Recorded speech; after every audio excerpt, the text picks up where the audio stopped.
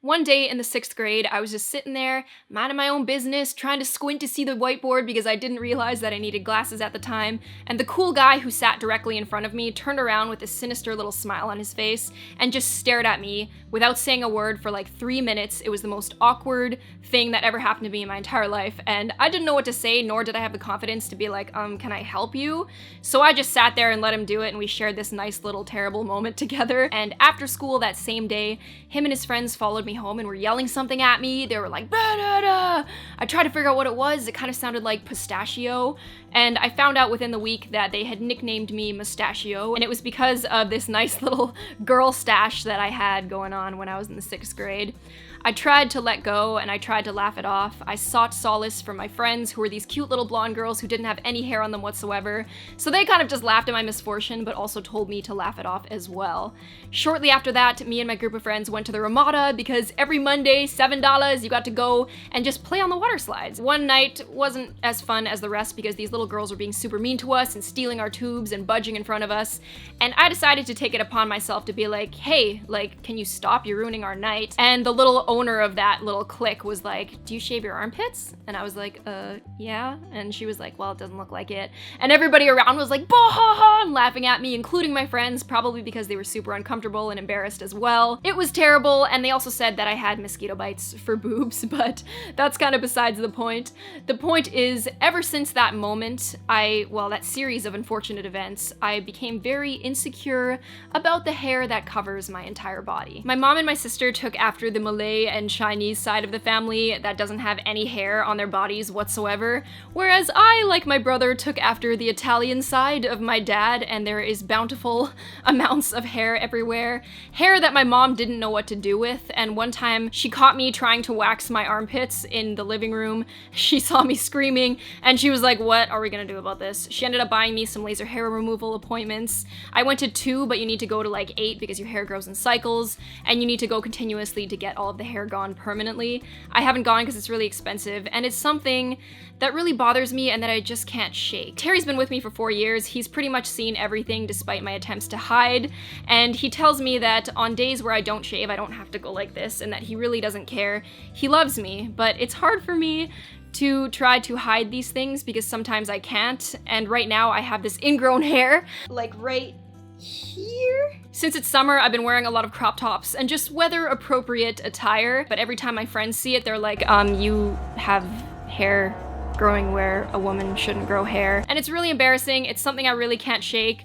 I can't get rid of this hair. It's like really uncomfortable and in my body, so I'm just gonna try to get Terry to help me remove it, and he's also going to take control of the camera. Stop! What are you doing? Just getting some peas. For what? Just to numb your body. Those. Yeah, you want to numb it. Don't. You gotta numb it. Don't! Ah! Does this actually work? Yeah, it numbs it. Can't you feel it? No, it just hurts. How do I sterilize it? Over the open flame? Just dip in Listerine. I'm really afraid of needles and pain. It can't be one, it's the only one. Okay, extraction only attempt. I'll just practice on the peas. Don't! Don't! I'm just getting There's a hair on the end. Ew. What's wrong with you? After this, we can take care of some of those nose hairs. Have you done this before? A million times.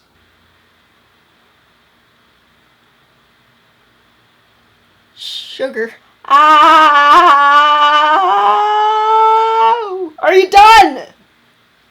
Are you complete? Do you go through the top so that you can get the end of it and just pluck it? I don't know. Why don't you watch a YouTube instructional? Take a sterilized needle and jam it into Jam your it? hand. Can you turn it down? Ooh. Don't.